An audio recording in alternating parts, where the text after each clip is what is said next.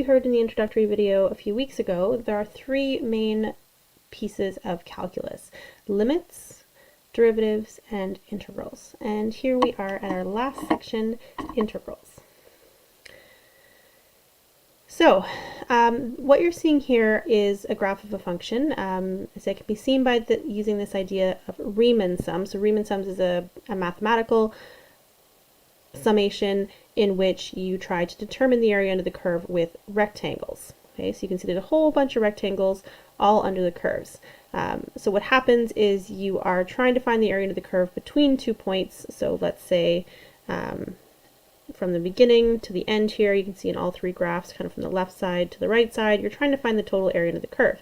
So you do this by making a bunch of rectangles where the width of the rectangle is denoted by this change in x idea. And you realize that when the change in x, when the width of your rectangle is wider, it's harder to get a good approximation, right? You see all these gaps in white, and in other places you're going overwards. So you're getting a little bit over, a little bit under, but you're not getting as close an approximation as you'd like. So the natural next step would be to think, well, if I made them smaller, then I would get closer to this line. I'd get a better approximation, kind of like the diagram with the circle and the nth-sided figures inside of the circle. The more sides you got, the closer you got to kind of approximating that circle. And when we get to the very last option here, where the rectangles are really small, you can see that the curve is starting to be more clearly approximated. Okay, and that should lead us to the idea that we've heard at the beginning. Well, wouldn't it be nice if we could make those rectangles literally as small as possible, so that the width of the rectangles is as small as humanly possible? But the problem is, if we go so small that we let that width be 0, well, there is no area anymore, right? As soon as you try to do the area of a rectangle of something with the width of 0, you're going to get an area of 0, and that's not going to be any use. So you need something that brings the width of that rectangle, close to 0, but not actually reaching it. And that's what leads to this idea of the limit. So what you see here is actually the sum, that's what this means, the sum of essentially length times width, so the area of a rectangle. So the sum of a whole bunch of rectangles where you let all the widths of the rectangles get close to 0 but not actually equal it. And that's what brings the area under the curve. And that's where our definition of an integral comes from. It comes from a limit. Just like a derivative, our big ideas in calculus are brought in from the idea of something approaches 0 but not actually gets there. So even though when limits are first discussed, they don't seem particularly useful, something you would like use, but they actually are what allow us to do these really big ideas in mathematics that allow us to function with in the real world. So yeah, the limit that you're seeing here is actually the definition of the integral. So the integral will come from a limit. So an integral, like derivatives have this key physical idea. A derivative is a rate of change.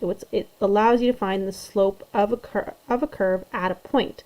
An integral, its big idea is that it will find the area under a curve. That's what integrals do. It is the area under a curve. Okay.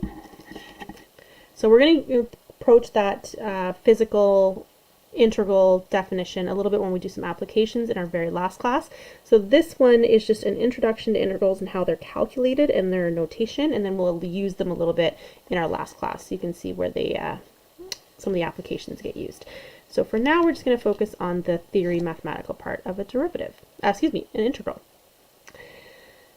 Now, an integral actually has another name when people start, the antiderivative. Kind of makes it sound like a villain.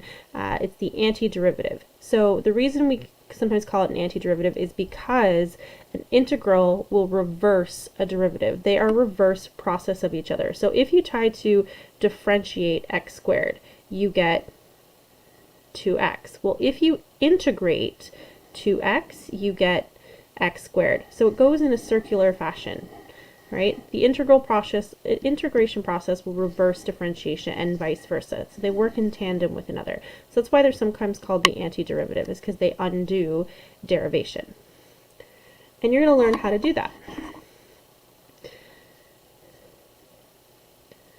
Find the function for which the derivative is 8x cubed. That means find the antiderivative of 8x cubed. So your goal is to figure out what would you have to take the derivative of that would give you 8x cubed.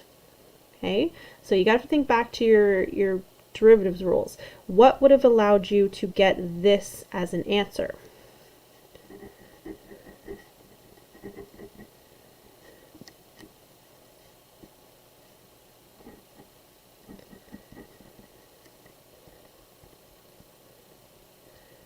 So, hopefully you're giving it a little bit of thought, just a second there to think about it. Try to think of what rule would have been applied. If this was the derivative, what rule must have been initially applied to make this happen? And you might say, okay, well, if this is a derivative after it's been taken, well, the only rule we had for powers was this, bring the power down, reduce by 1. So this power has been brought down in front and kind of reduced by 1. Well, if it was reduced by 1, it must have started as a 4. Okay? So if I take the derivative of this, I get 4x cubed. Okay, well that's not what I have though. I had 8x cubed. So this can't be what I initially started with because I have then 4x cubed. So what would I have to do to make sure I get the same value that I have here? Well, if the derivative of this is 4x cubed, which is a factor of 2 off from what I want, if I put a 2 in front of there, now my answer is correct. So if I take the derivative of this function, that derivative will be here. So this is the antiderivative of 8x cubed.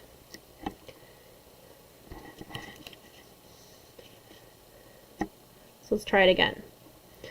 So let's say you're looking at this one and you say, okay, well, what would have caused a derivative to be x squared? Well, it's the same thing. We only had really one rule, bring the power down, reduce by 1.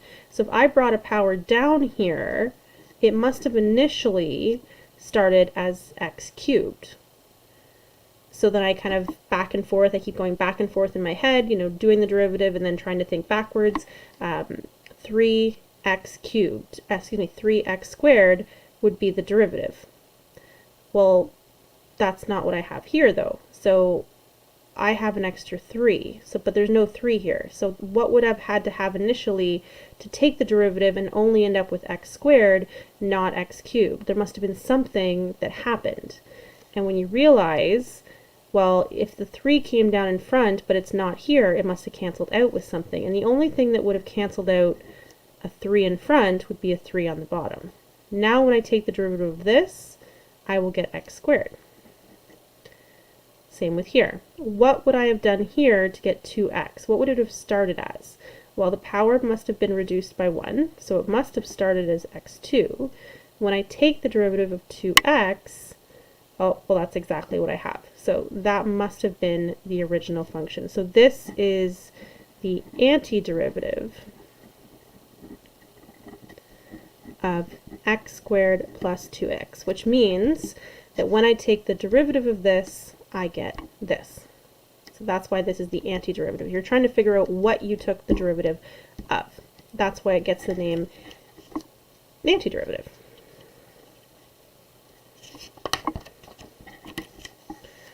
So the good news is you don't have to sit there and play puzzle solving. We do have a rule. So as you saw when I was doing this, even if you were like, oh, I don't know if I could do that, you're doing it so fast, how are you figuring all that out? There's a rule to it. So if you noticed when I started doing, when I did a few of these just here, the rule I kept coming back to was, okay, well, if this is the new power after the derivative, I must add 1 to it. I must add 1 to it. I must add 1 to it.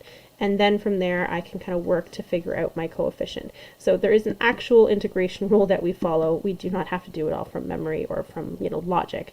But that is where the logic though come from the rule, is that someone realizes that the power rule is being used in reversed.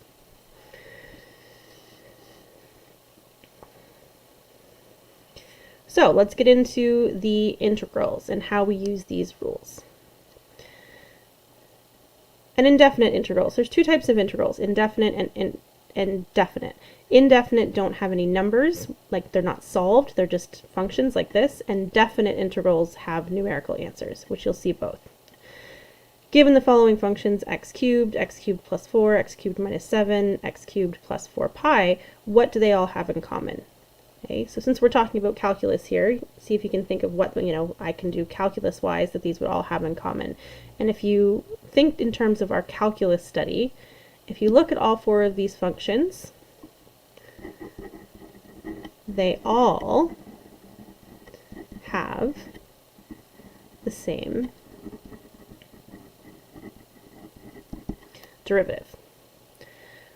Which is fine, but that does present a bit of a problem for us. So when you think of doing an antiderivative and you say, okay, well, I want to figure out a derivative, backwards. I want to figure out what I started with. Well, that makes it a little bit difficult. If you think, all of these have the same derivative, 3x squared.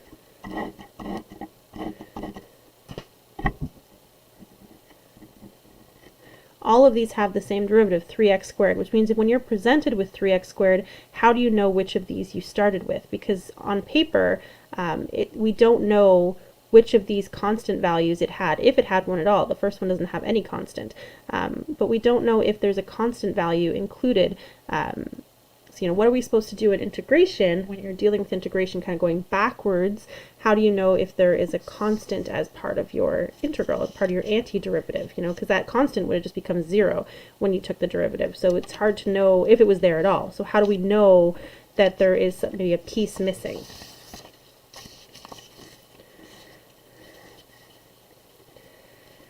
So that's where this little c comes in. So what you're going to see when you're performing integration. So an integral symbol looks like this. It looks like kind of a musical symbol. All right, and then you have your function and you have what's called dx. This tells you what you are essentially integrating over. So what you are, what letter you're treating as a letter, basically. When you integrate, you get capital Fx as your integral. And what I just mentioned there about not knowing, is there this added letter that's supposed to be there or not be there? What we do for good measure is we say plus c. So we always essentially add in a constant, kind of saying, unless I have more information, I have to assume that there could be this extra constant. It might be there, it might not be, but unless I have more information to figure out whether it's this function plus c or plus 2 or plus 5 or minus pi, or whether it's even there at all, until I know which of these functions it actually represents, because the constant, all a constant does is shifts a function up and down. So unless I know if that's there by some other information, which sometimes we do have, we add on this little constant to integrals. Okay. All right, so to show you some basic rules of integration. So here are the integration rules. Again, I will provide them to you as needed. Again, just like derivative rules, they look more complicated than they are. So think about, again, this is backwards. You're working derivatives backwards. So if you integrate nothing, you would get a constant, which makes sense because the derivative of a constant is 0. So an integral of a 0 is a constant. If you integrate k, so a number, no letters, just a number, like 3, what would you get? Well, you would get 3x plus some unknown possible constant, which again makes sense. If you take the derivative of this, 3x plus any constant, so call it 5, your derivative is going to be 3, which is what you would see here. Remember, it's derivatives backwards. This rule talks about what would be the integral of a value, call it 4, in front of a function. Well, if you want, you can bring that value out front of an integral. I really never do, but you just technically can, and integrate the function. So it means basically the constant in front of a function just doesn't matter when it comes to the integral, it just sits there. if you integrate something with multiple pieces, so with pluses and minuses, like x squared plus 2x, it just means do the integral of each piece. Just like derivatives, just do the integral of your first piece, then your second, and then your third. And here is the main rule. It's the one I was trying to apply in my head a moment ago when trying to do antiderivatives. So that rule there is our main power rule. So it's the one that allows us to follow our integration without a lot of difficulty. So let's say I wanted to integrate the function x to the 5, which means I want to know what function gave me this derivative. This is the derivative. What was the initial function? So the rule says, you can see x to the n, the rule says that the original function should be x to the power that you have plus 1, so in my case 6, divided by n plus 1, whatever your power is here, over top, plus some unknown constant that could be there, could not be there, we don't know. That's just the way with integration. We have to assume that there could be a constant that was initially a part of a function that we did not, we can't see once the derivative is taken because it was 0.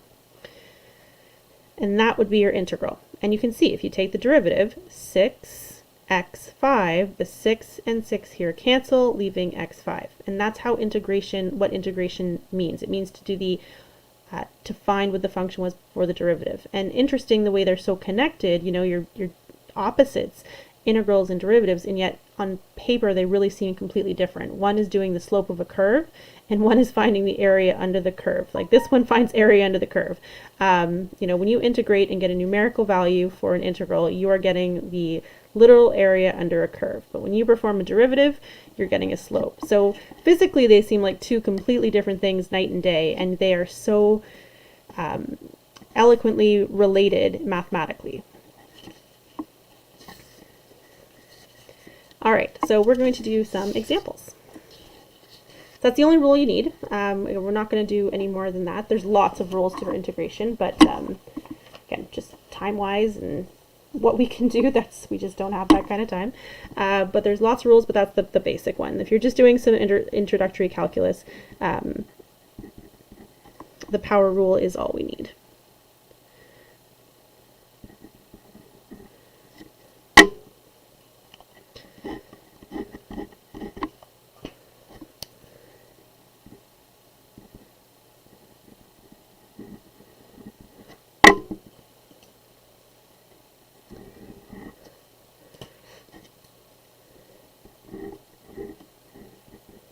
So here's the notation for an integral. So we've got this symbol here for integral to x dx. You do need both of these. These two things go hand in hand. When one is there, the other is always there. They should never have one without the other, and they should disappear only at the time you have actually performed integration. If you're just simplifying an expression but haven't integrated it, these must remain. Notation is important. All right, so following the rule. So the only rule we have for integration that we are going to worry about is the following.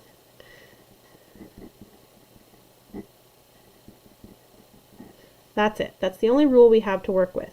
So, and there can be a number in front like the 2. That doesn't impact anything. The main thing is the x's. All right, so according to this rule, the 2, I'm not concerned with the 2. What I'm concerned with is the power here. So there's a power of 1, so my n is 1. So here, I'm going to add 1 to that. So it's going to go from x1 to x2, because again, think derivative, the opposite. Instead of bringing a power down and reducing it, you are bringing it back up and increasing it. And then on the bottom, you're also putting that same power. So whatever power is here, whatever power you concluded was, add 1, that's the same power that goes underneath, plus c. If you can simplify a little bit, great. And there's our integral.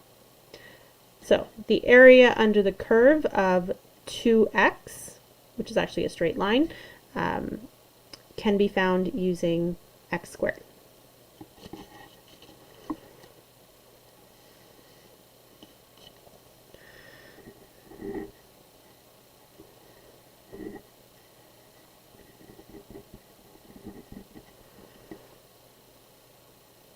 All right, I want to integrate 5x to the 4.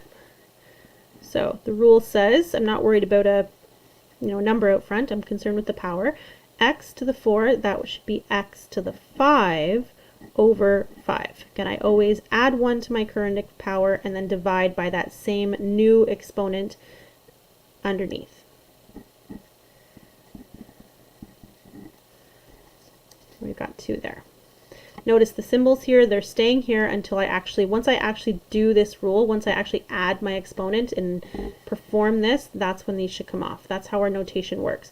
These come off, the plus c comes on as soon as you perform integration.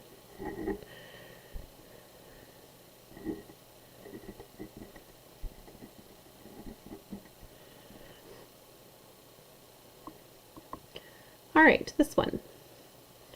So nothing changes. I want to take 3 over 2 plus 1. Okay, you can use a calculator. Remember, I've always said you can use a calculator if you want to. That's 5 over 2 divided by 5 over 2.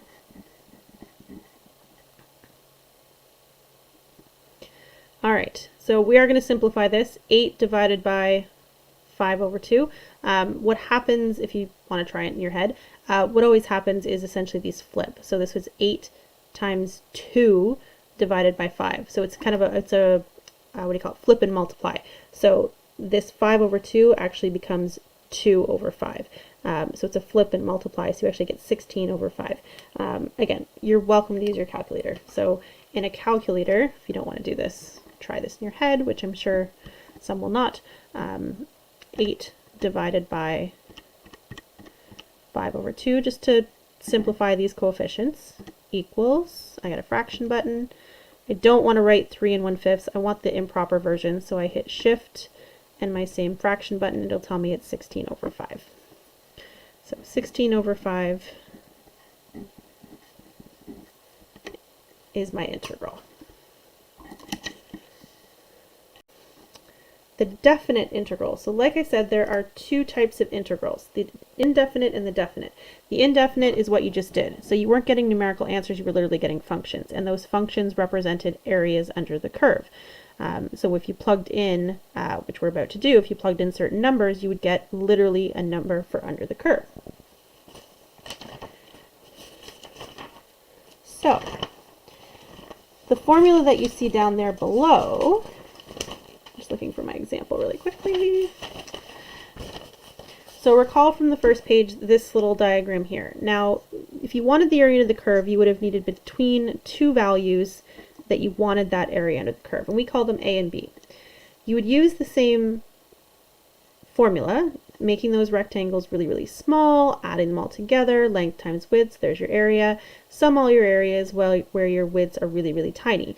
And that's what leads to this integral. So this is what you were just doing, but notice there is a little bit of added information. So this is what creates a definite integral. A definite integral literally gives you the numbers you want to find the area in between. Otherwise, you're just going to get a general function. So that doesn't really impact a lot of what you just learned. It just is going to create an added final step. So what you do with a definite integral, since you know the 2 values you want the area in between, you evaluate your integral for those 2 values. This is the upper limit and the lower limit.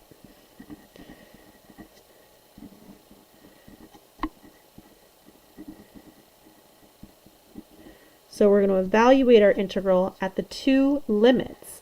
And by taking just the 2 limits, the upper and lower, that's enough to give us that area under the curve, which again is pretty interesting, pretty amazing that we can just take the 2 extremes, the lower and the upper numbers, subtracting those 2 is what's going to give us the area under the curve between them. So that's just what it says down here. The numbers A and B are called lower and upper limits, and that the value of the integral can be found by finding those 2 and subtracting them from each other. So this is where someone would literally find the actual area under the curve, is by using this definite integral. This is also called the FTC, the fundamental, So it gets a really important name because it's literally what we base so much on. Fundamental theorem, or theory, of calculus. So it gets a pretty strong, pretty important name. The fundamental theory of calculus.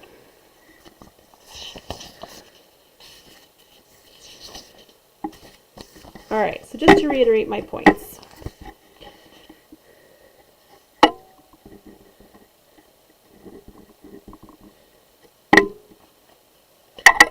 So differentiation is finding the slope of a curve. Integral, the opposite function, literally undoing what you just did, will actually find the area under a curve.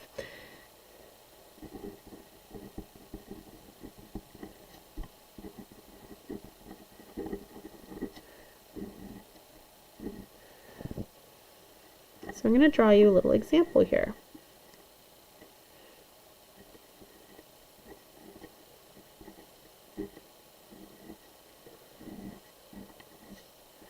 The shape you would recognize.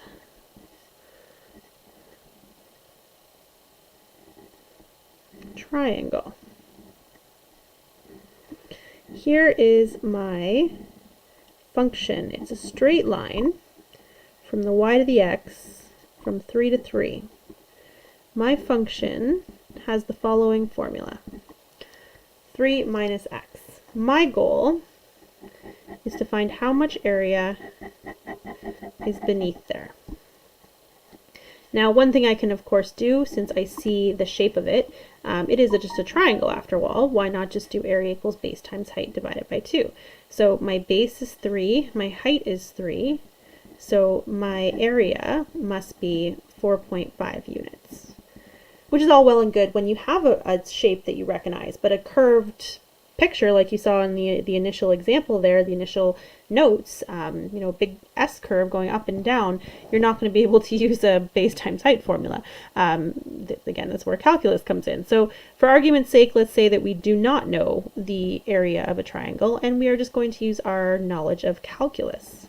So if I want to know the area under this curve, I would say to myself that I need to perform integration. So I would find capital F. We usually use capital F, just like with derivatives, you use a prime. We use capital F's with integration to indicate it's the integral function. So I'm going to find the integral, the area under the curve, between 2 points. A lower limit and an upper limit, 0 and 3. I'm going to find the area under the curve for a function of 3 minus x. So these are new, but everything else will be the same. Find your integral. So what would be the integral of 3? Well, it would be 3x. What about minus x? Well, the rule says to add 1 and put that new number underneath. Now, a little bit different is when you do a definite integral, we don't add c. So we don't add plus c for definite integrals. We don't need to.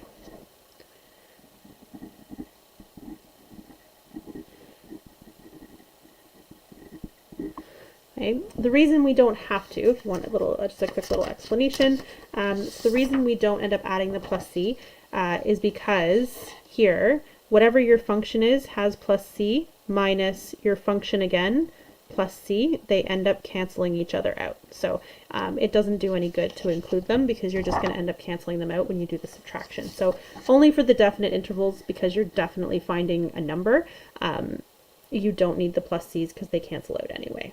So adding them doesn't hurt. They just, again, they subtract on each other. We just generally don't. So here's the difference though. So once it's a definite integral, so if it was an indefinite with no numbers to work with, you would put plus c and be done. However, since this is a definite integral with values, what you're trying to do is we usually put a little line right here and we say that's where I want to evaluate. I want to evaluate this function starting at the upper limit and subtracting the lower limit. So I do 3 at 3 first, minus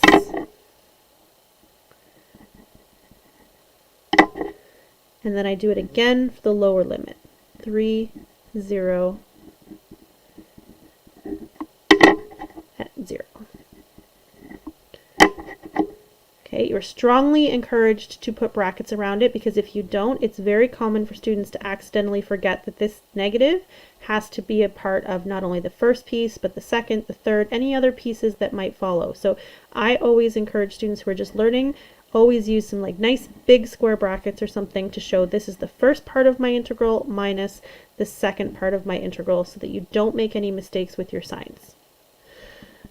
All right, so I have 9 minus 9 over 2 minus 0 and 0. So there's nothing else. That's all I have.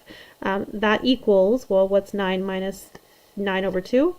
Half, 4.5 units. So integration found exactly the same area to the curve that the formula for area did. And it should, because that is its purpose. It will find area under a curve. For the most part, obviously there is no formula for area that's going to work for some giant curve, but there is integrals. Integrals finds that formula, that answer for you. It tells you what the area under a curve is. And if you're doing a definite integral where you have the bounds in which you want the area, you can get a numerical value for that.